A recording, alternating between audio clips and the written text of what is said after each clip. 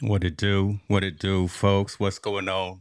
Team No Sleep, December 7th, 2022. Montel Allen, how you living, brother? Man, blessed, man. Always blessed to be 6 foot over than 6 foot under, brother, man. So I'm living a good life. I like that. That is true. You Yeah. didn't even say nothing in the pre-show. I rebuilt the scenes and the Oh, elements and the I overlays. We got a brand new show. we got a brand new layout, man.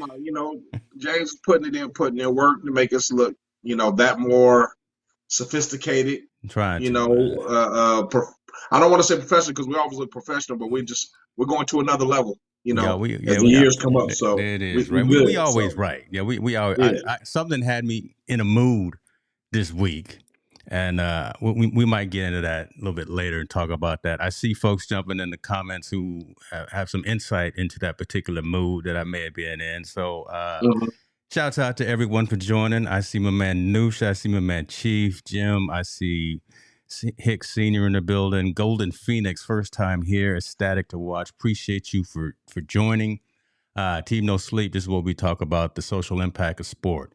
A lot of things going on. We're gonna go and get right into it. We got some heavy topics to get into and talk about. Let's start with what's.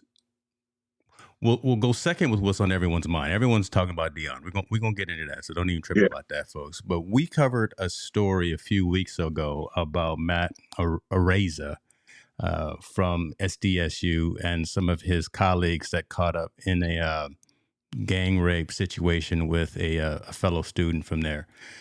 Just came out literally 2 hours ago, right? That the charges for Matt and the other gentlemen who were named in that criminal assault have been dropped. So Yep. no charges filed. Yeah. You wonder about that, right? So the DA has come out and said, ultimately, prosecutors determined it is clear the evidence does not support the filing of criminal charges, and there is no path to a potential criminal conviction. All right. So two dads here of daughters. hmm We can look at it from that lens. We can also look at it from what happened, whatever happened is one story versus another story. He said, she said, that kind of thing. What happened? You know, the investigation, everything that happened at the hospital, all of that, right? Have that hmm conversation. hmm Let's try to talk about all of those different aspects and all those different scenarios. So again, you're Yep. close to this area. So talk to me about what you thought when you first saw that these charges for Matt and his other teammates were actually dropped today. When I saw that it was dropped, I was, like, wow, I was happy for Matt because now his future can go on into the NFL and he can get his life back together. You got to imagine this kid was drafted high as a special teams player of the year, and now and then everything got shaken up, and he got cut from the Bills, Yeah. had to go back home. Everything happened for him. Basically his life went crashing down, right? All of his dreams, everything he worked so hard for, went crashing down due to this incident.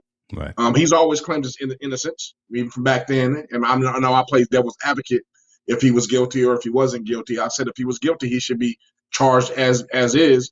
But it's showing right now that he's not. There was nothing to support her claims. So, and I also said back in the day when we were talking, I was like, well, she said she took all this away from. Does he have the right, or should he have the right to sue her and her family?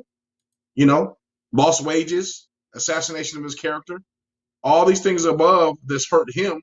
Now, does that get to come back? Does he get to get that back or be able to defend himself in any kind of way?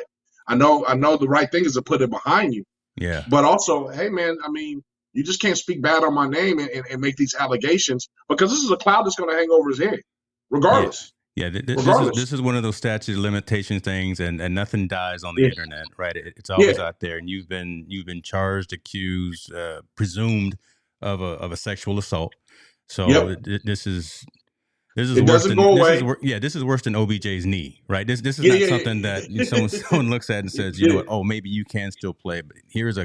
a character It, conversation, right? yeah. So It doesn't go away. The dark cloud is always going to be over him. yeah, The fact that he was accused and there was allegations that he did that. That's always going to rain over his head. yeah, Always rain over his head. No matter where he goes, even whatever team decides to give him a second chance, it's going to rain over his head. Because you got to think, fans are going to still persecute him. Opposing fans are going to persecute him. Even people probably within the locker room is going to persecute him. Doesn't matter. Those situations are going to be there. But like you said, my first reaction was I'm very happy that that they didn't find any claims of this situation. That he's not guilty of committing sexual assault. Now let's flip it on the flip side. Well, hold on right there, because here's an yeah. interesting statement that came in from news, right? People will never let it go. And this No. is one of those things, too, that won't let go. We as a society typically are forgiving, right? We can forgive a lot of stuff if you come out probably and say that you did do something, right? I mean, whatever the case may be. We forgive Tiger Woods. Well, I think a lot of things society can forgive you for, but something like this. This is one of those crimes that, again, you did it, you didn't do it, whatever. You in the wrong place at the wrong time, and you are something like this. You are presumed guilty before innocent in a court of public opinion. Yes. Yep. So right now we're messing with his longevity and his money. So I just wanted to add that part in, because that was a really good comment right there. So what were you going to say about next though? Yeah, no. I'm just saying you're right. I mean, it's going to affect his money, and like I said, what team gives him another chance? I mean, they are, because he's so talented. He's going to get another shot at the NFL. He's going to get his opportunity to play and redeem himself. But like I said, on my side, like, I would go and want to clean my name. I would counter. I mean, me personally, if I was innocent, I would countersue. I would sue back. Look, I was found innocent. You slandered my name. You slandered my character. You did all these things in the media and in the news. You and your family tried to persecute and try to ruin everything that I worked so hard for. Now it's my turn. I'm going to sue you. I'm going to sue you for all the money, the wages that I lost, and all the damages you did to my character. Whether he ever gets a dime of that money, we're not just on principle. I'm going to sue. Okay, that's what I was going to ask, because probably not going to get a lot of money, right, from this individual, and maybe not even her family. But if you're talking about to kind of make a point and on principle, yes, that could be something as well. I was gonna say we're not saying, folks, we're not saying negative, we're not saying guilty or not guilty. We're just having that conversation right now. We're having that awkward conversation, trying to look at both sides of this situation. Yeah, and I'm putting myself in Matt's shoes. I'm putting myself in Matt's family's shoes. I'm gonna put myself in her shoes in a second. I'm putting myself in his shoes. I would sue. I would definitely sue, like I said, to clean my name and clear my name and do those things. And also, like on that platform, now I want a public apology. Wow.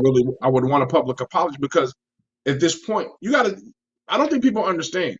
He lost millions of dollars. Like, the potential for millions. Generation wealth amount of money he lost. So he lost all that based on these allegations that weren't true, or doesn't presume true, at least from the DA standpoint. So I would want an apology, and I would countersue, just to clear my name, just so I can say, hey, I fought for my name and to clear this. And I can also see if Matt's just going to, I want to put this behind me and just move on with my career and try to get on, get on and live my life. But man, something like this, like the person said, you're guilty by public opinion. Public perception is all you're going to be found guilty of. And especially in the type of environment, college football party environment. Yeah. Alcohol, drugs are all there. San Diego. I've been on the campus. Yeah. Know the campus. Yes. San Diego. I mean, that's I mean, for that to happen, for something like this to happen, wouldn't surprise me, because of that environment, right? Yeah. That environment that they're in. And that's unfortunate, but that is a reality, folks. It is. So that's a reality in that world, because I can see that happening. So the fact that he wasn't found guilty of it, the fact that they didn't find any evidence to support her claims, shows me, like I said, I would want to clear my name. Again, I don't even know the two other gentlemen. I don't even know if they're going to get an opportunity to play college ball again, because they transfer out of San Diego State. I don't know if they get another opportunity. I mean, if I'm a coach, I don't know if I'll bring him on my squad. I don't know. I really don't know. I'd have to do a big time investigation before I would allow those guys to transfer. And even with Matt coming onto the NFL team, I'm going to have to do my due diligence on him to bring him on board. Let's make sure you're good and everything's right. Let's make sure you're okay. Around him. Yeah. Let's make sure this is behind you, right? Like your psyche is on point to play football again, because you got to think. Imagine, man, you're the number one special teams player in the world. You get drafted, and it all came down. It all crumbled in a matter of weeks. Actually, remember, she made the allegation. He was cut like the same week when the allegations came out. Just like that, yes. That exact same week, it was cut. So, can you imagine his psyche? We talk about mental health and psyche. Can you imagine his mental health and psyche? What he has to go through? And I'm gonna talk about the young lady. Don't get me wrong. I'm gonna defend her side, because I kind of, from a father's standpoint, But I'm saying from him as a player standpoint, can you imagine his psyche? Is he now I'm sure he's ecstatic, but he just went through, the last 6-7 months of hell. So Everything's gone. what did he lose from his craft, right? From Yes. his what he was making, in terms of preparation, in terms of training and all of that. I mean, those are conversations that you just read the headline and you don't think to dive that deep into it, right? But again, there's just so much that goes on about this negative situation overall. That it's true. Golden Phoenix, it's negative situation overall, and it's sad to see. But I mean, you got to think about it, James. What if everything was taken away from you? Everything's gone. You don't have no opportunity to make money. You don't have this podcast no more. You don't have your wife no more. You don't have your family no more. Everything's taken away from you in a week. What mental psyche are you going to be with? You get them back in a year, but what mental psyche, when you get them back in that year, are you the same person? No, man. I don't even want to fathom that. That's not something that. That's what I'm saying. Yeah. I can't imagine Matt Araiza. He was in camp, about to be signed. I mean, he was signed, about to be one of the top players in the NFL, special teams wise, all this stuff. It's all taken away from me. He is not the same person no more mentally. He's not. He may be stronger. He may be broken. I don't know. I really don't know. But he is not the same person. I can tell you that right now. That's at true. all. That's true. Okay. So, all right. So folks, chime in the comments because again, we're going to continue the dialogue. So now let's flip the script a little bit. Yep. And let's talk about the young lady. The young lady and her family, right? Because again, it's a domino effect, right? If the family obviously is going to be on her side and believe that everything that she says is true. So now there's a whole domino effect of now the family's involved and they're getting looked at differently when they go to the local Starbucks and just a whole lot of different mental heartache and pressure for mom and dad and brother and little brother and little sister, right? Going to the element. I don't know if she has all of that, but again, so let's talk about the young lady. You know what? I feel bad. I feel bad because I'm not gonna say it's a lie. I'm not gonna say her truth is not true, because evidently she felt this way to say that. But since it's not proven, I know she's devastated, right? She's devastated, probably. She's hurt. She's probably embarrassed. She's probably all the emotions you can imagine: anger, furious, frustrated. I get no justice. Everything under the rug. I'm sure she feels that way. I'm sure her family feels that way, probably 10 times more. Yeah. Now that this has been done, it's been settled, and he's not going to be guilty of criminal charges. Now it's the healing part. Like, how can we help get her over it? Because again, just like Matt's not the same, she's never going to be the same again either. Yeah. She's not. True. She's never going to be the same. She's not going to be the same person. She's not going to be trusting the people. She's going to be very leery of situations she's always in. She's going to have that wall from now on up, and rightfully so, right? Rightfully so. So I feel bad, man. I mean, just because I'm glad Matt gets to do his career, I don't want to say I feel sorry, but I feel bad for her. She's got to endure public scrutiny. She's got to endure her own scrutiny. She's got to deal with she's got to deal with a lot of insecurity now, right? Yeah. Because she doesn't feel safe in certain environments at all, I'm sure, after this. And you think about this. So what I got on the screen, this isn't done. Right, so the criminal part is done, right? There is no double jeopardy. So, but there is still the civil side, and correct. You can see right here from the screen, the lawsuit we filed was not in the criminal justice system. It is only in the civil system that a victim of. Listen to this, folks. It is only in the civil system that a victim of sexual assault can achieve justice, and we plan to do just that. And that's the lawyer for the young lady. That's a mouthful, right there. That says something about. You know what that is, though? Society. We know what that is. That says she wants some piece of that paper now. She wants to cash in on his success. Well, so I understand that piece, but again, going for the civil piece and going for the money piece, but just to make that statement from a legal representation state that the only way that a victim of sexual assault can achieve justice is to go for that money. Yeah, that's how they feel. That's how the defense for this young lady feels about the entire system. So that could be a whole nother hour in and of itself in the conversation that we can talk about. But that's telling itself. Is that surprising though? I mean, we saw it in the Deshaun Watson case. They all went after money at the end. No one went for justice. It's not surprising. It's just very blatant. And again, I don't know. I would almost expect it to be polished up or cleaned up or done a little PC. But whoever this is, comes straight from the hip. right? It says, look, we couldn't get no jail time, didn't expect to get any, but we're gonna get this money. That's We're essentially gonna what get it some said. pay. I'm paraphrasing. I'm We're gonna touch. paraphrasing. So, yeah, as soon as he signs with a team and he gets his bonus and he gets back on track and he can prove himself to be a very good kicker like he was before he left, he's gonna get millions of dollars. She wants a piece of that pie, and it's a shame that we have to put a monetary tag on a violation of another human being. Yeah. You know, that's sad. That's sad. But the lawyer's saying we're gonna put a money tag on the violation of a human being. So we got to a point now where the justice system is saying, you know what, it's a price tag now. He don't get jail time, fine. We're gonna hit his pocketbooks. Wow. That's what we're gonna do, and we're gonna take as much as we possibly can. Yeah. So and then again, you know, I don't know either way or wrong because neither went over zero. I don't even know the whole story, but this young lady right here, if she's lying, why does she deserve anything? Man, don't let that come out. We talked about this earlier as well. Yeah. Man, don't let it come out that this has all been fabricated and this was just a drunken stupor or whatever the case may be, or jealousy. Yeah, but again, we don't know. But man, don't let this. Let's be clear on this show. Let's be clear on this show.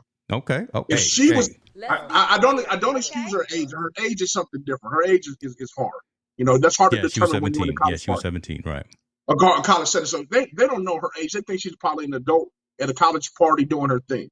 If she was drunk and intoxicated and was consenting to have sex with these boys, why is that rape?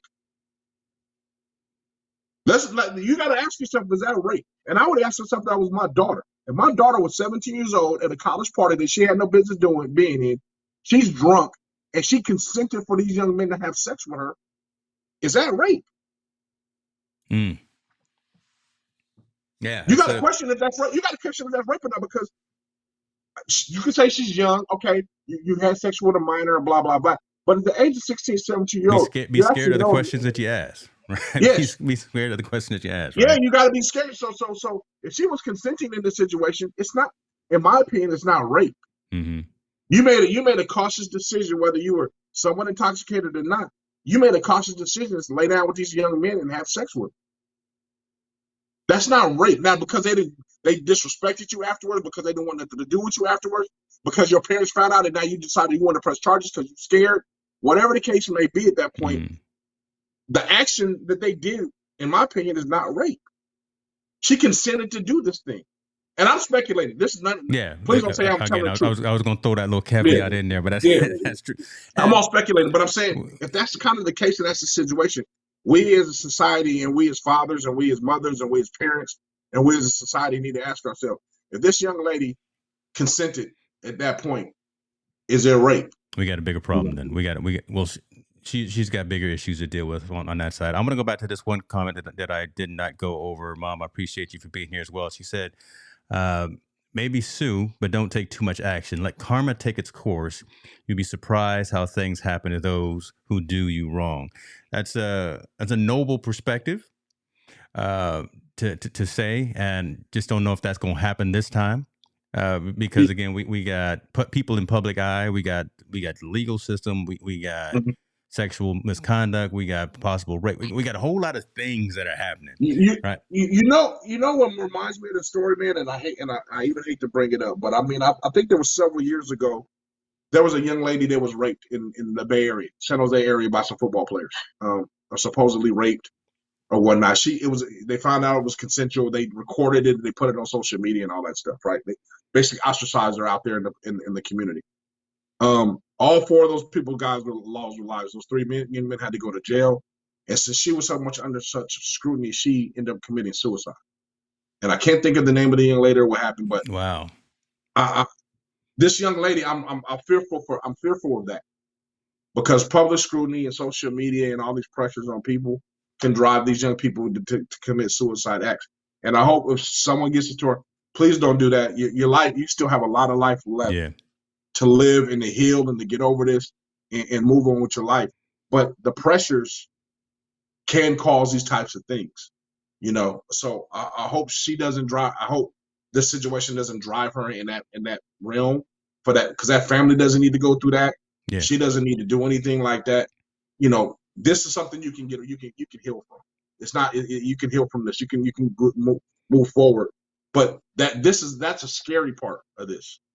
That's a scary part of it. And then, like in our day, if something like that happened, the family can kind of keep it to themselves. The family can even move away and go somewhere, and Yeah. no one will know about it. Those days This are no this longer is over. global now, right? Yeah, yeah, This may happen in one little room at 1:30 in the morning after a party, but again, this story is now global. So we'll see yeah. how it continues to break up and evolve. But we wanted to touch back on it because we've got Mondale and I have connection to San Diego State University. He's been on the campus. I've been on the campus. You know, it's all these kind of things. We'll continue to follow it, folks. That's what we get into. That's what we do. Uh, Yep, absolutely. Cheryl, good to see you. Thank you for jumping in. Appreciate you for stopping by. Is Montel Key you on Twitter? Okay, Jim. We gonna get into it, brother. He know about it. Okay, yeah. We, I love my community, man. I love our community. Absolutely, These folks absolutely, man. is legit.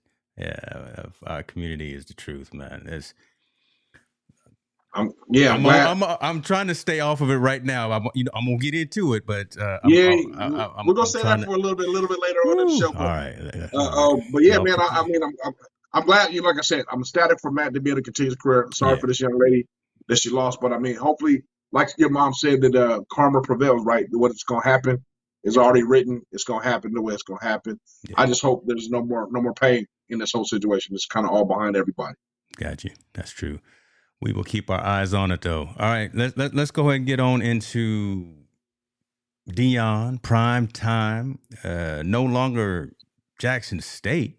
Well, for one more game, he got one more game. We know. Shouts out to Jackson State for going undefeated in the regular season and going back to the what is it, the Cricket Bowl? Is that where they going? Yeah, somewhere. Yeah, HBCUs need to get a better name for the bowls. yeah. But you know, he's Shout going out to back North to. Carolina Central too. NC Central, man, they playing against Jackson State. Shout out to them as well. Yeah, no, that's true. Yeah, I'm watching it. I'm gonna be yeah. watching the game. But immediately after the clock strikes 0, Deion is jumping on a plane and going to Colorado.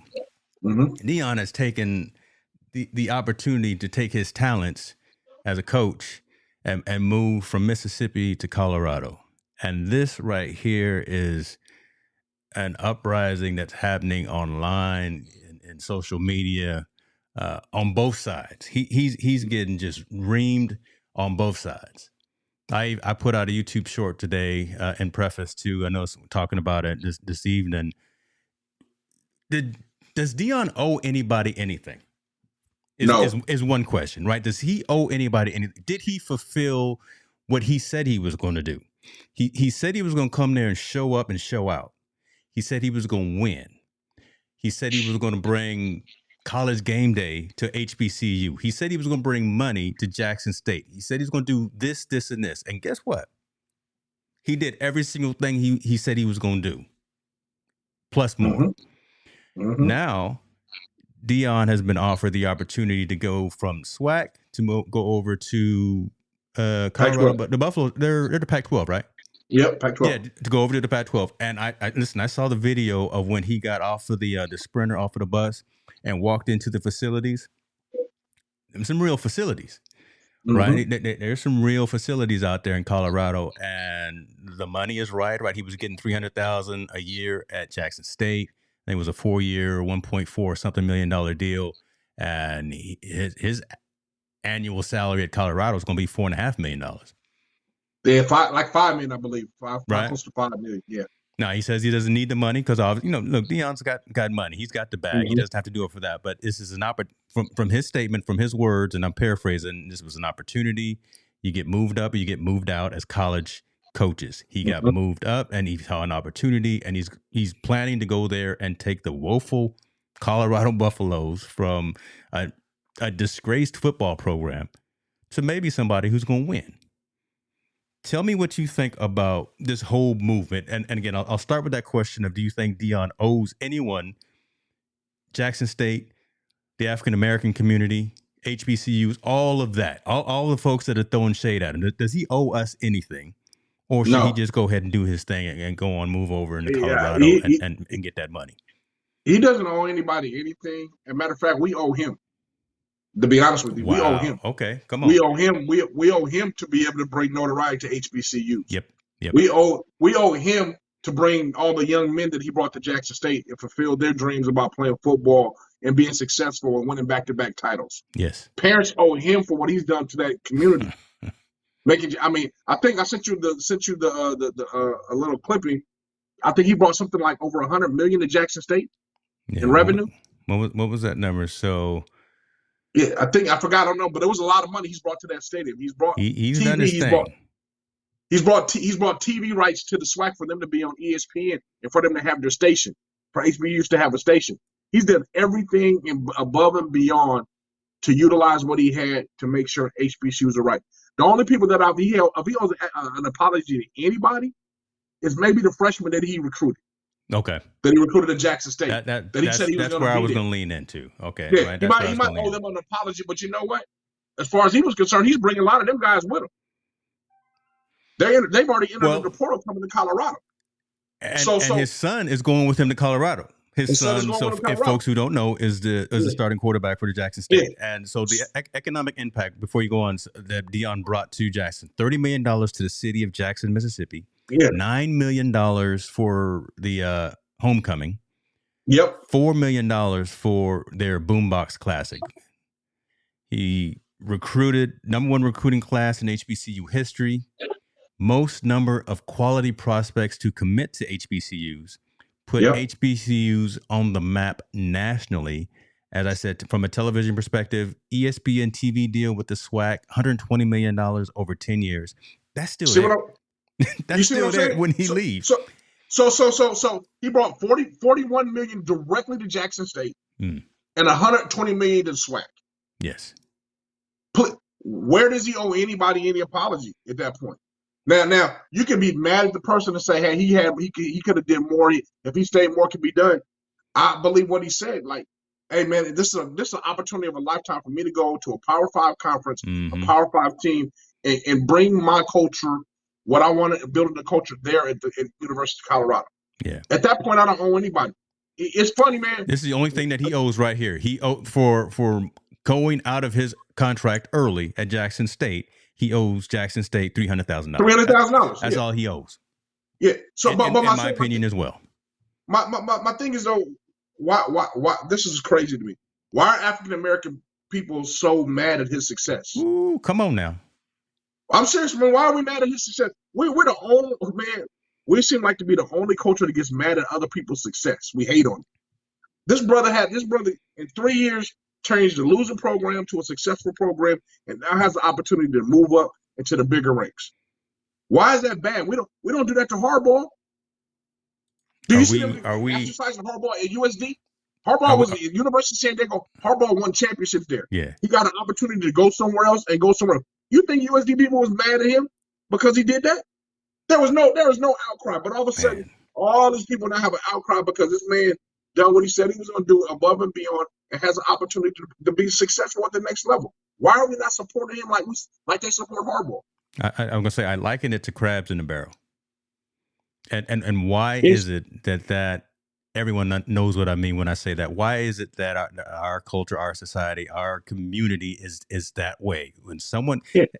We just went over the facts. You can look them up for yourself. Those are real numbers. And Jackson, Mississippi is still going to have that. Now, Jackson, Mississippi didn't have water for a while. They were going through some situations. Deion called some friends. And next thing you know, they got all that taken care of.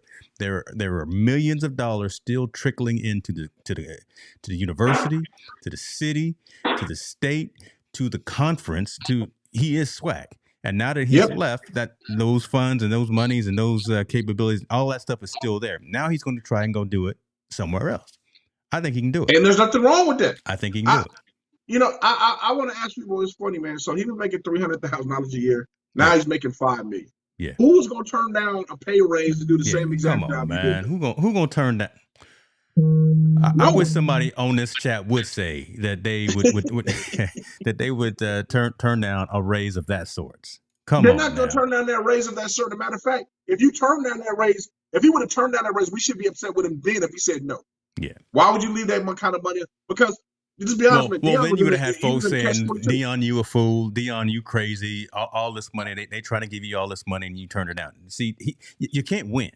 Yeah, I Yeah, you really can't feel win. that you can't win. So But the thing is, you can't win in our community. It's yeah, us saying it. It's not. yeah, yeah. I haven't seen one white reporter, one white person on social media, one white guy that's on sports channels, sports center, them say anything about him being a fool Who been about doing talking mess? Who been talking? Bomani Jones and Stephen A. Smith, who I don't like Stephen A. Smith. So it. I Hmm. will never. I guess I'll never get a partnership deal with Facebook because y'all know how I feel about Facebook. And Yeah. Stephen A. Smith, I don't see the worth or the value. But I digress. But that's where all of this negative commentary is coming from. Well, but I mean, Deion again, great opportunity for him. He's surrounded himself with great minds of football to delegate to that understands what the change is about to be. With Willie Taggart, with the coach from Kent Mm-hmm. State, with Mm-hmm. Coach O'Boyle from Kent State, he's hiring these guys around him that are really talented to understand how to change culture, to help him change the culture the way he Yeah. wants to, and he's getting a bunch of talent to come in there to play. What's wrong with doing that? I don't Nothing. understand what's wrong with him having opportunity to be successful at the Ooh, next look level at without Noosh right here. There being it on the is right state, here. man. Right? You take the money, you can't win. You don't take the money, you can't Yeah, win. Right yeah, there. There it is right there. It makes no yeah. sense. You either like you said, you either sell out or you're crazy. Which I'd rather be sellout. I'll be a sellout if that's the case Listen, because there's no way I'm gonna pass up on that kind of money to change. And like you said, it ain't for the money thing, but hey, you want to get paid what you're worth, right? All the other coaches, Lane Kiffin making say that $9 right million there. a year. He in the same conference. He at USC, he making $9 million a year. Coach over at UCLA, he making something like $7 million a year. Deion's at the bottom of the totem pole. I say, yeah, I'm gonna take my $5 million because Okay. I'm gonna be the bottom of the totem pole of this conference. I'll take $5 million to come here and let me change the culture the way that I see fit and go. And let's not forget the opportunities he's gonna provide. Again, he's gonna bring talent from the South, talent from the West Coast. All these kids that never had an opportunity are gonna have a chance to go Mm-hmm. there. And let's not forget, I don't think he's gonna leave Jackson State in the dark. His assistants are going to probably take over, which they rightfully so should. True. True. And they have the formula that he used to take over. Now they don't have the charisma of Deion. They may not have the place of Deion, but I'm quite sure Deion is a phone call away if something goes wrong with Right. Jackson State. Yeah, And if he he can can roll help you through with in a a minute, right? He yeah, go do a pep talk or whatever the case may be. They don't have the influence and like you said the flash of a prime time, but yep, so I say that and I wonder because here I got the transfer portal. yes, And this is as of today. This is again, but as of 6:04 p.m. Central Time today. These are the folks from Colorado that have entered into the transfer into the portal. These are the correct. folks who know they don't have a chance of living in Well, Deion's world, his speech, or they don't buy in, or they don't buy into it, right? Because yeah, they've they don't even already buy, they entered their don't even buy, name.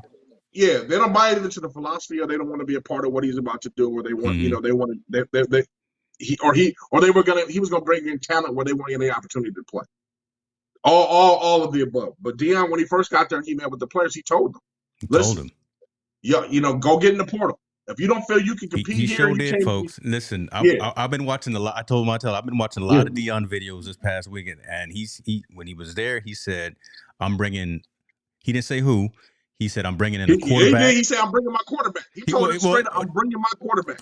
but I didn't assume it was his son right at the jump. But then after I listened to it again, just like Jim was saying, yeah, he brought over Shakur and wanted to set him up.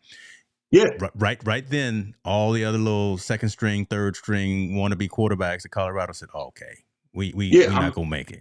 yeah. We You're not gonna start here. Yeah, we right. started. He We was can all talking. say we're gonna compete for our job, but come on, this man is taking Hey, his squad up to 11-0, so he's got the job. All these other hey, little players that don't want to work, that want to go party and want to go live the Colorado lifestyle and don't want to be in the books and be in the playbook, they in the portal right now. Well, I mean, I think it's more. I think more than just that. I just think his philosophy and what he's bringing to the table is a lot going to be a lot different than what they've been ever even used to or accustomed to. Deion is going to bring hard work, hard ethic. I'm going to bring in a lot of talent in here, and talent is going to compete for the starting job. Yeah. Are you up for that or are you not? And I'm telling you, and he's telling them, he told them straight up, some of you guys are not talented enough to be here. You're not. You're not going to be talented enough to be here for the guys I'm going to bring in. So with that being said, I'm telling you, go get in the portal. I'm telling you, go get in the portal. Go find yourself another opportunity. A lot of those players haven't heard that for a long time, which is why they've had so many losing seasons. Right. So, well, no player likes to be critiqued in a negative way. No one does. They don't like to be critiqued. They don't like to. No one likes to be told they're not good enough. Right. Yeah. No one likes that.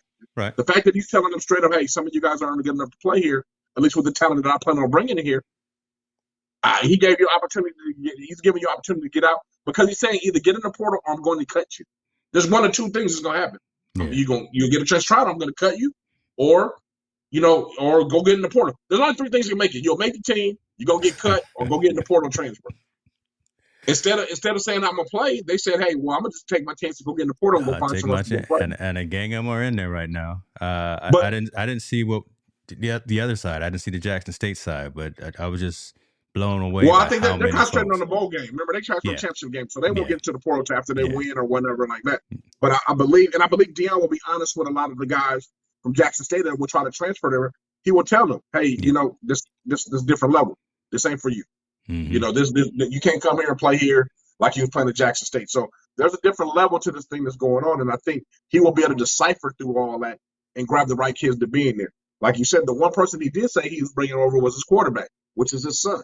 I have no problem with his son was in the van with him as they got out. Listen, I have no problem. That's nepotism at the best. Why not? Bring you. If that was me, I'll bring my son, daughter, uncle, cousin, mama, grandma, everybody coming. If I got a job for him, I'm giving him a job because I believe that's okay. That's the foundation of being successful. If your family's there with you, he wants to bring his son with him. I'm all okay for it. I think people need to get over it, man. I think he's putting himself in a situation to be a successful coach, to be one of the guys that's going to be able to change the culture. He's going to put himself, if he pulls this off, Deion is going to be mentioned in them Nick Saban's conversations. Wow. Not that he's going to have that, not that he's had that much success, but he's going to be that guy. He can come in somewhere and change an entire culture and make it a winning culture. And a lot of coaches can't do that. A lot can't. That's why you always see these guys, this carousel always going around with the college coaches, because you can't do that. Nick Saban's better do it. Lane Kiffin can do it. The boy down at Mississippi State, he can do it. There's certain coaches can do it, and certain coaches that can't. Deion is doing something that he can. Yeah. So let me ask you this, because you're really close to the whole college football environment. How much time we give him? I say 3 years. How much time we give him to get to a bowl game? How much time we get to at least a 500? I give him 3. I think this first year he gonna win a few games, but not as much as he wants to. Yeah. I think the second year he'll get the talent in there. He'll understand the law of the land of the Pac-12, who he's up against and who he's playing against. They'll be competitive that second year, and the third year is like, hey, this is where we're gonna get ourselves to a bowl. Third year is where we get to be 7-5. We get to a major bowl, where we get to a mid-level bowl, and in the fourth year now we're competing. We're gonna compete for that title, try to compete for that title, because you got to think, man, he still got to go against Utah. And now if UCLA and USC leaves and Oregon leaves, it's a whole different ball game, right? Now you got to just compete with the Arizonas and the Utah. So it's going the way the Pac-12 is shifted, which I don't know if people know. UCLA and USC have already potential to lead to the Big Ten. Right. So they look like they're out. Oregon is right behind them. Oregon's looking like they're ready to pack their bags and get ready to get out as well. And make sure you say the right Oregon, because I'm a Beaver, and you talk about the Ducks. The Ducks. Listen, my Beaver's not going anywhere. We got a bowl game coming up. So you got to think, if those 3 teams lead the Pac-12, now the only team that you face is Utah, and I believe, and in all honesty, God, true, Utah should be out too. If those three teams, Utah should bounce too, because they're a powerhouse as well. Yeah, Utah put it on USC. So they're a good team. They're a good squad. So if that platform works out, if those 4 teams leave, that means 4 teams got to enter, right? So at that point, Colorado now is really in a competitive state. They compete with pretty much everyone, especially in 3 years from now. Because the guys are supposed to be the powerhouses, the ones that make really all the big money, the ones that have all the big NIL deals are actually gone. They're in a different conference. Now the Pac-12 could be owned by Colorado, and competing against the Arizonas and Oregon States and Stanfords and all them, which I believe he can really compete really well with them and put himself in a 9-2 record or an 8-3 record, where he can be competing for the Pac-12 title in 4 years. Yeah. If all that falls into place. Now, if Oregon stays, or if they block UCLA, and they block USC from going, then this is going to be a whole different ball game. It's going to be a harder climb for him to climb up.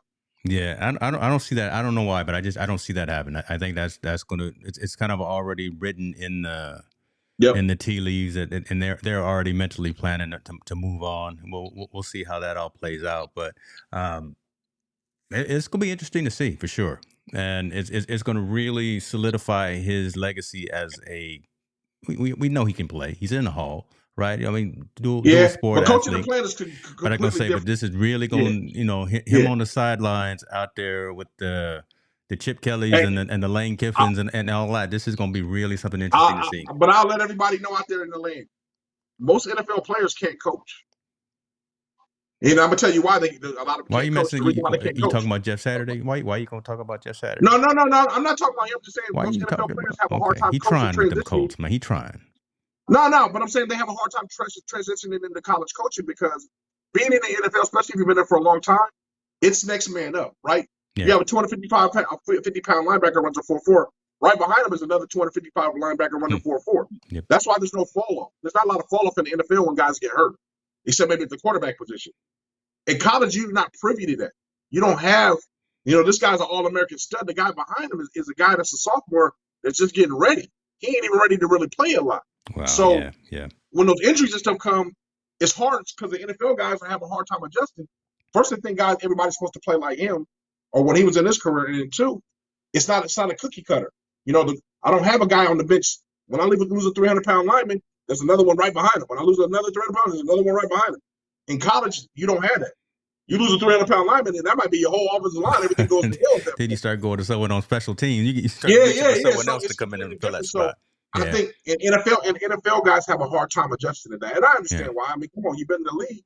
If I go down, the dude behind me is just as good and on his way to being the better than me. Yeah, he's a professional. They get to that level. So I think Deion has been able to negate that kind of false pretense about NFL guys and be able to go into college realm and be able to be very successful.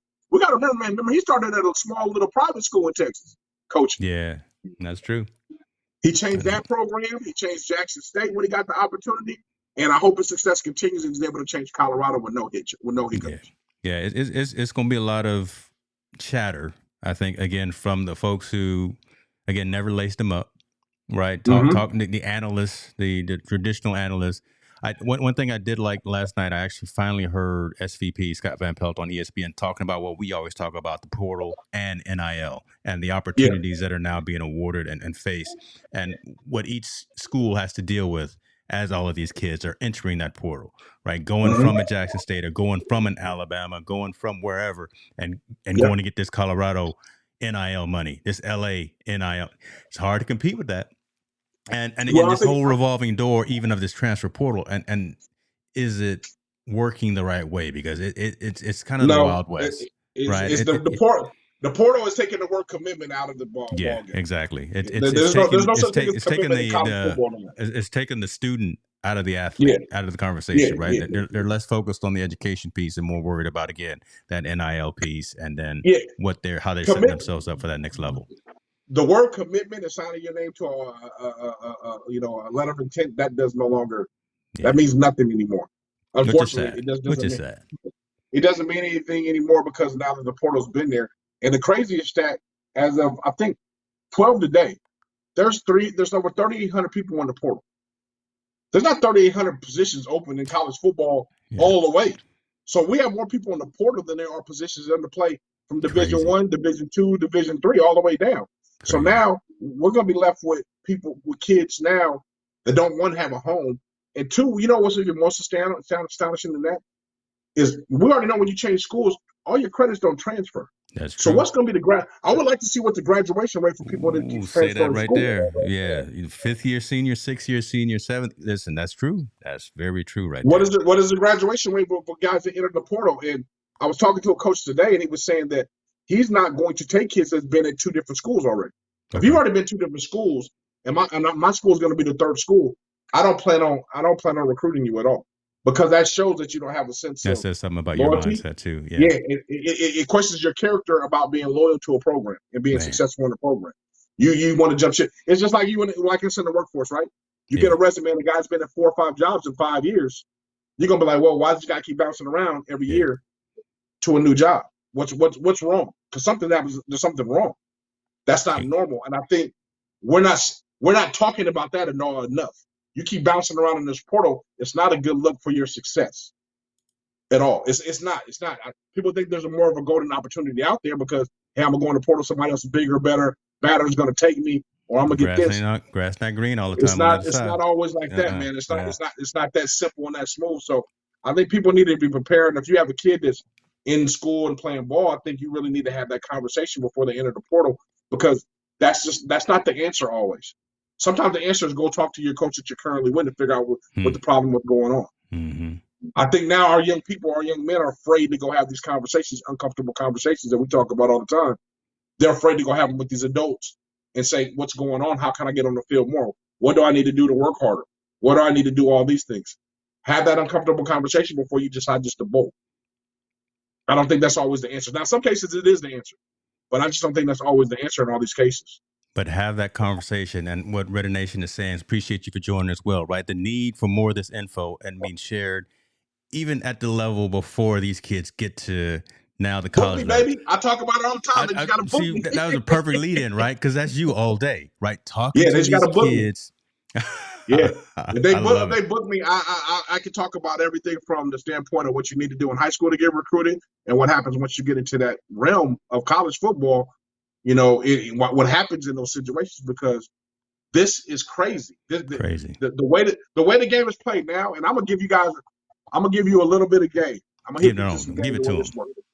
So the way it works now, when you go into the portal, if you're Power 5 FBS and you're in the portal, you usually typically drop down to non-Power 5 schools, but still in Division 1. If you're in that level of Division 1, you're going to drop down to Division 2. When you're Division 2, then you drop down to NAIA or whatnot. It goes down. And we have 3,800 people in the portal.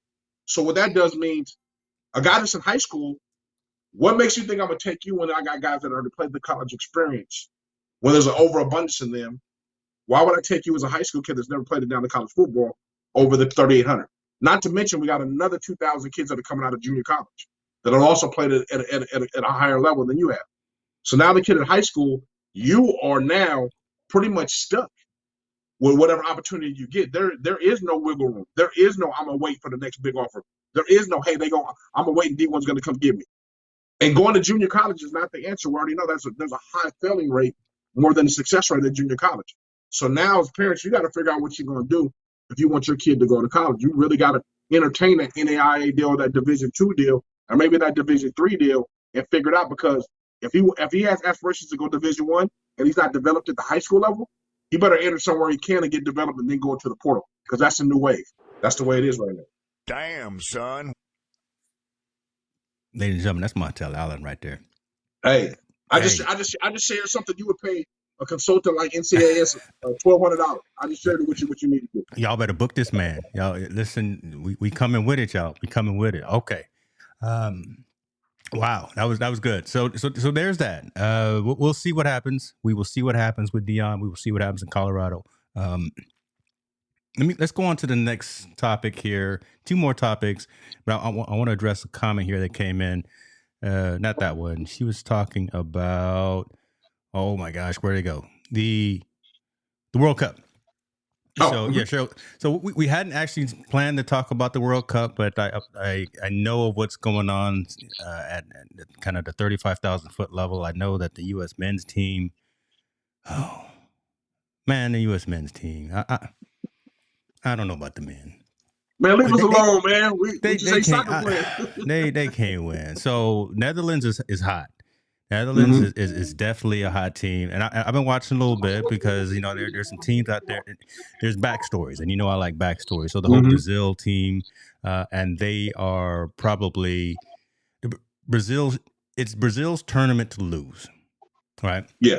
And the whole fact that Pele right now is having some health issues, right? So that's kind of the backstory that I look at, because I know he's watching it, and I know Neymar's out there. He wants to win it for him, and just Pele being who Pele is to all of us old school cats, it would be a cool story if Brazil won. But you got to get through Argentina. That's the team that everybody's been saying. Argentina's supposed to be the You got to get through Messi, all 3 foot, little short dude, but Messi is a bad man.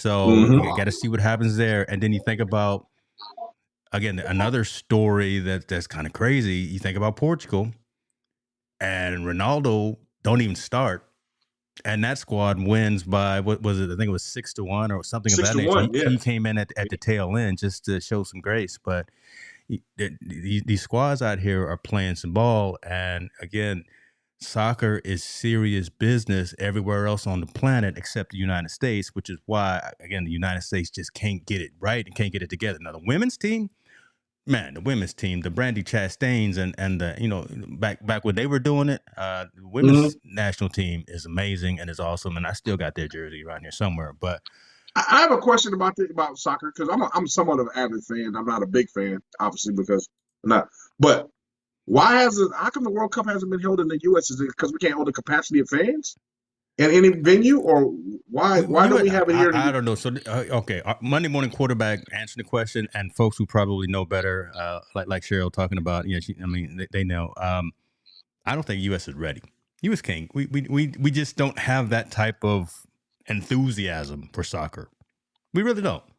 Right? Yeah, but Just would that bring it? That would bring it though. And again, I think you're right as well. I don't know if there's any arena that's big enough, unless you go to Clemson, or unless you go to Alabama and you play at a college football stadium where they can hold, or you go to the Big Den in Michigan, right, where you can actually hold all those people. But none of the places that we have around the U.S. really can hold that capacity of people all at one time. Wouldn't you think that would bring a new enthusiasm to soccer in the United States if we had the World Cup here? Like, if we had the World Cup here, wouldn't that bring? It would bring the tourism, but it wouldn't make us become more fans if it's here in our face. We still can't get the pay right.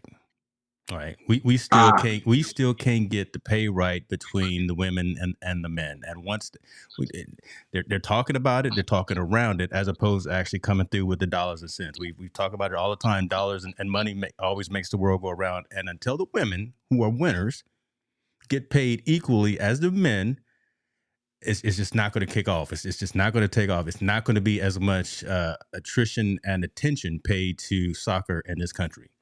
And it's we've talked about this about women's basketball. Yeah. Right? But we talking about a different magnitude when it comes to World Cup though. That's something. That's something completely different. NBA championship, World Cup, no comparison to fans and the fans that come there. I love NBA and the TV money's on, and that's great. Yeah. But when you talk about fans and fanatics and probably an experience of a lifetime to go to, man, I bet you the World Cup is something we can't never even compare to thinking about in this country. I'm saying, why, if we want to get United States involved and get us really passionate about the sport, why haven't they brought it to the U.S.? That's right. And Jim coming through, that's right, 94 at the Rose Bowl, right? That's the game I was talking about. There's the Brandy Chastain game right there. So yeah, my bad. Okay. So appreciate you, brother. I didn't know that. Like I said, I'm not a soccer fan, so I didn't even know that was there. So again, 94 is when she took off the shirt, right? When she won, yeah. right? And why is that the only thing that everyone remembers, right? Oh, I'm saying that's because I remember the celebration, right? She took off her shirt and was celebrating, right? Yeah. So that's the women's World Cup. I'm talking about bringing the men's World Cup. Men can't win, brother. Men.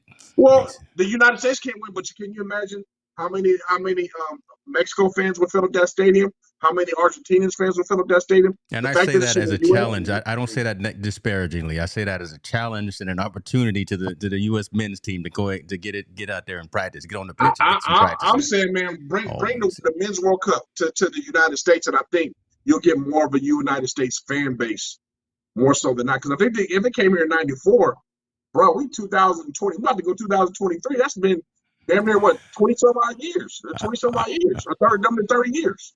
So, yeah, I would like it if it came to the U.S. Man, I think I would be more of a fan. But again, we don't get to watch soccer every day and all the time like they do in other countries either. Just like they don't get to watch our football. So it's kind of a different thing. But as far as World Cup is concerned, man, I'm happy. I can't wait to the final match because that's the one where That's the one you're gonna watch. That's the one like baseball, right? Yeah, that's what I want to watch. Chief is saying that I guess in 2026 it's probably going to come to down into your area, SoFi. We'll see. Okay, I haven't done the research on that. We'll see. So that'll be dope. We'll go We down got there. to be on the We'll have sideline a on that one, bro. we'll We got to have get a them sideline community. passes for that. Yeah, we'll have a well. I was checking on our credentials for a particular event. They haven't come through yet, but we still Yeah. pending. We'll stay tuned. Yeah. Stay tuned. NFL going worldwide. That's a good conversation, folks. Appreciate you having that. Yeah, 2026 World Cup. We'll see. You know, maybe we'll do a Team No Sleep meetup at the World Cup. Okay, Absolutely. we're gonna speak it into existence. College football. We talked a little bit about that. Let's talk about some of these bowls that are coming up. Mm-hmm. I'm just excited because my OSU Beavers are playing in a game. So we got the Cricket Celebration Bowl that's happening on the December 17th. And then we got my Beavers playing in Vegas. They're playing the Gators in the Las Vegas Bowl. And then shouts out to, I say, I'm not worried about any of these other teams, you know, Rose Bowl. I'm not worried about all that. Who cares about all that? Where my UCLA? And they're supposed to be playing, who they playing, man? They're playing Pitt in the Tony the Tiger Sun Bowl. Man, they got to come up with some better names in there. Your boy Jimmy Kimmel got a bowl. Yeah, in LA. Yeah, your boy Jimmy Kimmel got a bowl. Got a bowl. He busting out them dollars. He know what time it is. So this has been actually a pretty good college football season, semifinal, and now playoffs. And the committee, the 13 on the committee got it right. 1 through 4 is right. You Michigan, think so? TCU. I think Michigan. Right? I do. Michigan, TCU, Georgia, and the Ohio State. I think they do. I think this is good for some new squads to be in there. I got tired of seeing Alabama.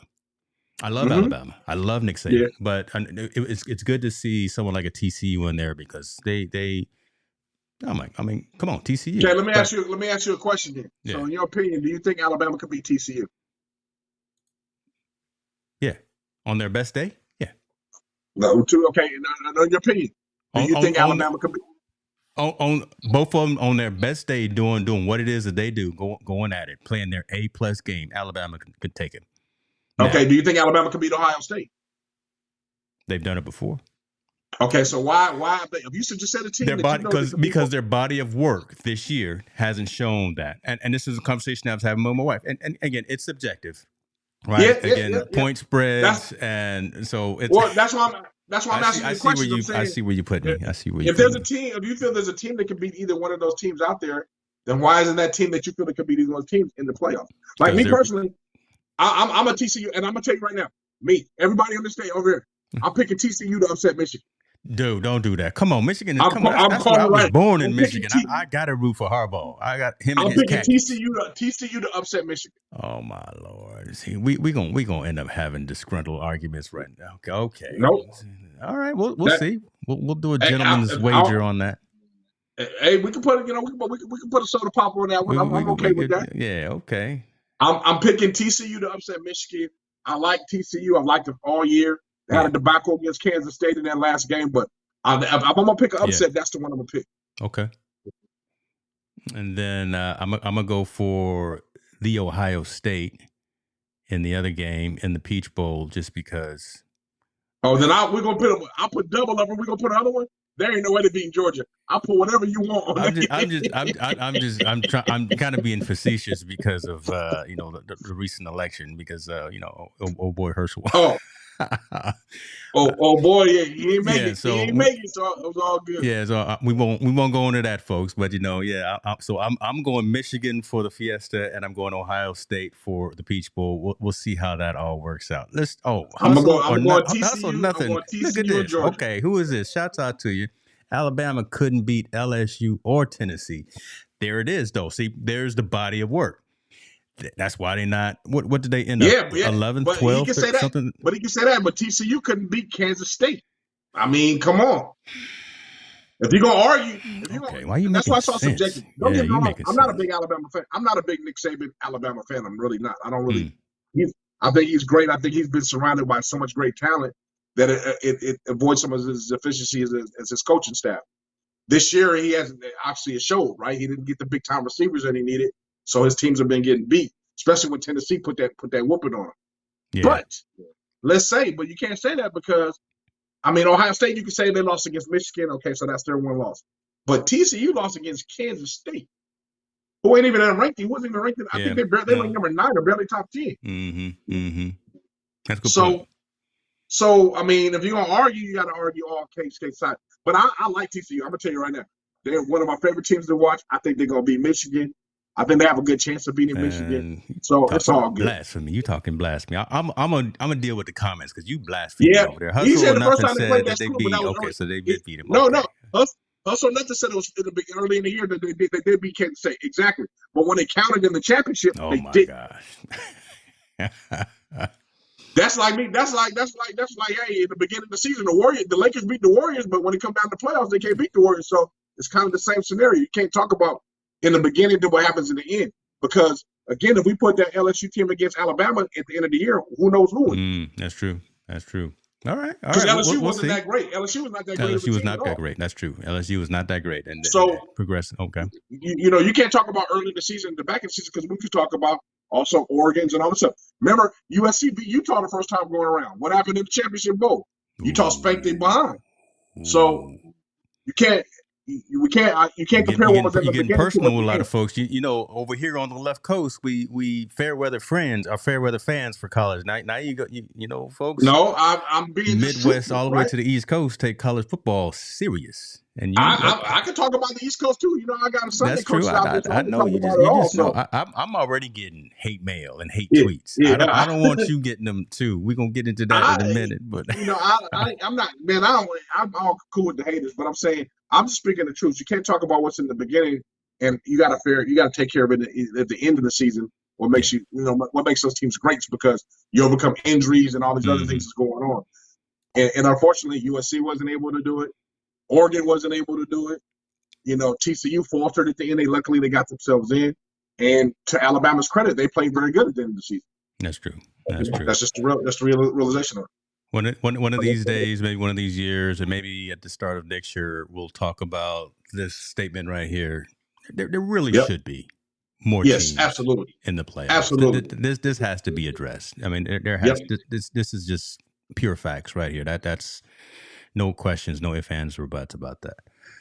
All right, brother. You good? I think we covered all the topics that we had on the agenda on the Runner Show. You good? Yeah. Oh, yeah. I'm good. You always good. I need a drink. Hold on. All right. So hold on. Let me get my mind right here. Had a couple of comments this week from folks out there in the community. I'm not even gonna call a person in the community. I'm just gonna say somebody on the fringe, reaching out and saying some things. Hold on, you taking a drink? Let me take you off screen for a minute. No, go ahead, man. I'm good. I just want to wet my whistle real quick. And I wanted to address them. I definitely don't want to be blind to any of these remarks and any of these statements because we are completely transparent in terms of the things that we do at HicksNewMedia with Team No Sleep, with Perspectives in Focus, and with the Digital Collective, all of the offerings that we provide from a content creation perspective. Now, one of the comments that I got was actually not too bad. Here it is right here. And I blocked out the name of the person out of respect. And the comment was, what would you say to the young brothers who want to get your merchandise but can't afford the hefty price tag? Let's not price our young brothers and sisters out of the market here. And this was in regards to, we launched the in-house merch store. All kind of swag, all kind of merch, all kinds of things going on. So specifically Team No Sleep, let's take a look at all the things we got out here. And we got some dope gear, folks. So social.hicksnewmedia.com. Go out there and get your stuff. The pricing that you see, so let's take a look at the bucket hat, $22.50. The hoodie, the version 2 hoodie there with the logo on it. What we got there? We got the hat with embroidered on the side and on the back, embroidered, not just regular old film or anything of that nature. And then we got we got 2 shirts. No, we got another hoodie and we got another shirt. Pricing $45, $47, $30, $23, $22.50. The reason why our prices are slightly elevated compared to some things that you probably see from other creators and other venues is because, quite frankly, this is all quality gear. And consciously chose to have everything made in America as opposed to have things shipped from China, Vietnam, wherever else, right? So I wanted stuff made in Jackson State, made in California, made in Colorado, made in wherever. I wanted stuff made here to send it out to folks. So you know how it is, folks. It costs more to have gear and things that are made in the United States delivered or next, as opposed to paying export fees and things of that nature. So that's one reason why the pricing is the way that it is. It's because it's higher quality gear, and again, it's made domestically. We right now have a promo running for 40% off anything that you buy. So, and we will continue to run promos like that. So pricing from that perspective, I just wanted to be clear to that individual who left that comment. I think we ended that conversation on a mutual level. So wanted to Yeah, definitely put that out there. I like to add to that though. I mean, it's funny. You know, we can look at ourselves as a small entity or small business, right? And I know we see all these things on social media, support your small business and do all those things.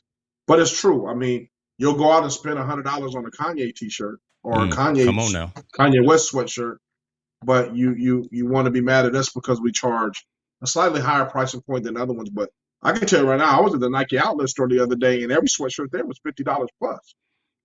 Bruh. And it's the same kind of sweatshirt. It was $50 plus. We find T-shirts that are $30 plus, and I think we want to be able to give everyone the best price, and we want everybody's support. It's not what I'm saying. I'm just saying you guys got to look at us. We're kind of a small business up and coming, and the bigger and the stronger we get, the more we can lower the prices for everyone to have a piece of this gear. But I'm glad he's interested in the gear, right? That's one thing I was very excited.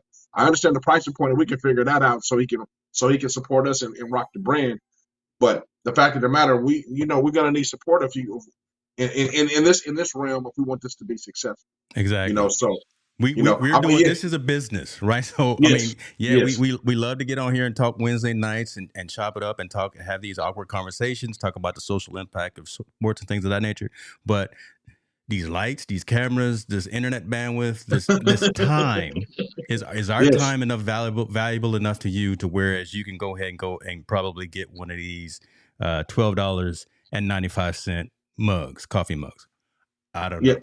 With a 40% discount. Oh, listen, 25% off for everyone is just happening right now. But folks who know what the code is for the 40% off, if you don't know, DM me or send me a message and I can give you that code too. So come on now. So I want the audience. I wanted boxers. I wanted Team No Sleep boxers, but he ain't put those on there yet. Hold on. I did. So you want some? Oh my God, I can't. You want some underwear? You want some drawers? Okay. Oh yeah. Okay. You gotta have a box of briefs that says Team No Sleep on them for everybody to have. You know, I'm a Meraki man. I'm a Meraki to the core. That's true. So we got the fleece shorts, and we got them in black and we got them in white, and they've got, I don't know if you can see it on the screen there. They got the little piece logo right there. So we got these in black and white. Now those, just like the beanie, are for members only. So yeah, you gotta become a member to get that. That's exclusive swag, y'all folks. So shouts out to that. But okay, so we can get some draws going. We can make the boxes exclusive too. We come on, man. We had the boxes just focus on it. We gotta have a focus on them, and we gotta have a team. We can do these things. So all right. So hopefully we're clear on that. And listen, when you go to social.HicksNewMedia, listen, you can watch the show live. Everything is happening right there. The whole catalog of content from all the shows. Join the membership. Do a one-time option as well to donate. You can join our Discord community. Follow your boys on Twitter and Instagram. So there you go. That's that. So that hopefully addresses that particular statement right there. Now let me see what's going on. You see, Cheryl, you okay? We're gonna get these draws going. We're gonna get the draw. Gonna order my gear. Focus. Send me email me or send me a DM so I can give you.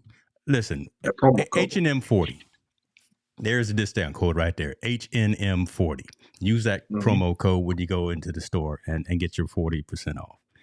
I'll buy Team No shorts in Montel, but Dude, okay, the show done gone a whole different direction there, Jim. Hey man, nah, that ain't gonna never happen. The show done gone a whole different direction right there. That ain't never gonna happen. I I love appreciate it, it. but I that's not love it. happening. That's all good. No. Okay, so now let me go into this whole other thing. So that was cool. That was fun. That was rectified. But here it kind of gets into an ugly side as well. So, and I apologize as well. There's going to be some language in here, but and mom, don't come over here like you gonna beat somebody down because I've already tried to address this. So again, covering up the person's name, covering up the identity. But here's a tweet that came out, not related to Team No Sleep, but just related to actually the when I made the promotional awareness on some of the gear. This person sent this tweet out, not directly to me, but to someone else who was supporting us. So there we go with that. All right. Sick of hearing, I'm sick of seeing this Hicks guy in my feed. All right, okay. And you know, that part, that sentence I didn't care about, but then the top part, right? You know, get this monkey guy and direct your energy to something more beneficial. That statement right there, I couldn't deal with. So so you know, okay. I responded back in a certain way, and in an instance, I pretty much told him, "Bruh, listen, don't come at me that way. I'm not the one. You don't want to do it. We put these hands on you. I just would rather not deal with you that way, right? So if you don't like me, don't follow me, right? So I made that statement. Person came back with this particular remark right here. I'm not even gonna read it out loud. Y'all read it for yourself. You see it. Now, again, talk about me all you want to. I don't care. I've been in the IT field for over 3 decades. My skin is thick. I've been in front of many rooms where people didn't like what I was talking about, and I've made it through it all. But when you start bringing in my family, we got a problem then, right? When you start bringing in my family, we got a problem. So this is what I've been going through this particular week. So I'm a slightly irrational, slightly emotional, a little sensitive because you know you get that warm feeling where you want to go take care of business, but my wife reminded me that I got things to lose, and I've got ramifications for some of the activities that if I was to progress with this. And we did some back research of this particular person on Twitter and found out that this person may not be completely stable. So, right, meaning No, that he's this. stable. He's stable. Well, You know so what he's saying. whatever, right? So in that, so my last tweet to them was actually, I again said, bro, if you want to meet me and handle this like a man, we can do that. If not, I think I said, you know what, I'm just going to pray for you, and I hope you have a wonderful life. I said something like that, and whatever. I blocked them on Twitter, so hopefully that person will never find me again and never try to respond. I think actually the folks at Twitter actually they didn't close his account, but they actually issued a warning to that individual for hating and spreading hate speech. Long story short, all that being said, we still gonna do what we do. Montel and a lot of other folks have told me again, if you don't have haters out there, you're not winning, right? So I'll get over it, but y'all know I absorb a lot of these things a lot of times, so I'm deal with it, going to move on and try not to let it affect me. We're still going to bring you this quality content. Hopefully this is something that you guys can resonate with, and if you don't like what we're doing, tell us in a constructive way. Don't come out of right field like that, right? Tell us, and we can adjust if necessary. But you know, be grown up, be constructive about it, and let's grow everything together, man. So okay, I'm done now. You go ahead and chime in, brother. No. First of all, you know, we ain't chimpanzees, we ain't monkeys, we hyenas. So that's the number one thing. We hyenas, we after it to go get it. And number two, you know, what's with the racial epithet, underlining behind his comments? Like, why does he have to go to those type of racial slurs in order to prove his point? If he doesn't like you, he doesn't like what you stand for, what you're talking about, it's easy to just say what I just said. I don't like you, and I don't like what you stand for. It doesn't have to be any racial in there. It doesn't have to be anything involving your family. I think when people do those kind of things, they have nothing else to go back. You know, they don't have anything to go back in their bag to talk about, or they're not smart enough to articulate themselves in that way. So, brother, you know, I always salute you. You know, I don't think, you know, that guy, whoever he is, or that person, whoever they may be, I think they're just idiots. They're Yeah. idiots about what's going on, and they're idiots about what they want to say. And it's so easy just to turn off social media if you don't want to hear something. If I don't like Yeah. it, I just turn it off. I don't have to deal with it.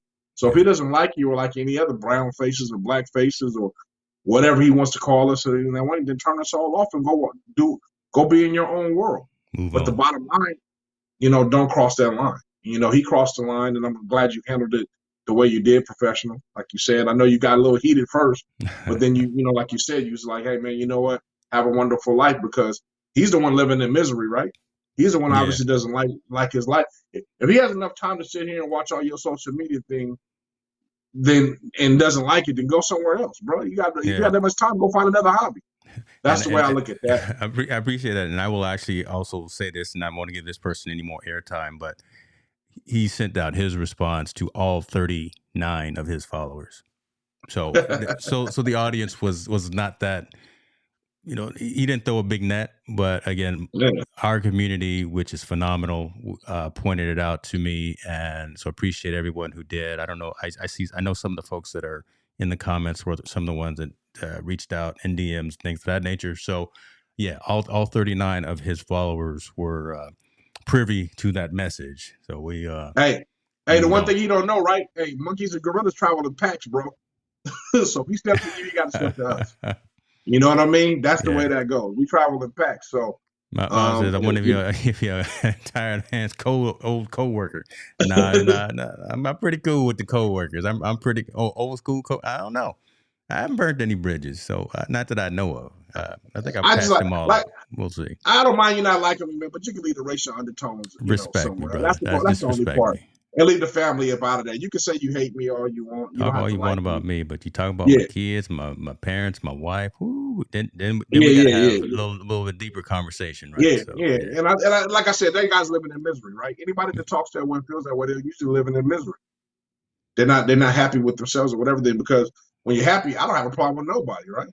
Yeah, hey, it's kumbaya walking around Oh my way. man, see this is why I love our community. Listen, News talk about Mama Hicks with the roast, and then Cheryl say, "Oh boy, probably sitting in his drawers in his mama's basement." Okay, we not gonna Yeah, get this person any yeah, more airway. yeah. He Hey, probably hey, hey, see, he hey, probably here it making a is right. suit Hey, out of. here it is right Hey, here. No, here it is yeah. right here. They go senior right there. Oh Don't yeah, yeah, yeah. That ends the show right there. He don't mess care what around you and feel find about. out. Mess around and find out. Montel, take us home, brother. Take us home, man. Oh man, like I always say every week, man, get comfortable having those uncomfortable conversations. It's very important. I think in today's time, since we're going to these holidays, please check up on your loved ones to make sure they're all right. We need that now. We need a little bit more love and a lot less hate. There it is. That's perfect. So I don't know if we're going to be live next week, man. I was actually supposed to be in Detroit today for a particular event from a company that I do work with, but we'll figure out what we're going to do. We may either film um, ahead of time and premiere a session or whatever, but we'll talk it out and we'll figure it out. If you guys in the community have any comments or any topics that you'd like us to talk about, we always pick the latest topics that are happening that week. But like Cheryl was talking about, you know, World Cup, and we did it on off the cuff tonight. You know, if there's something specific around not scores, not shoes, not standings and stuff like that, but social impact stories that are happening within the sports world. Let's talk about it. Outside of that, y'all be good to yourself. We out. Y'all take care, huh?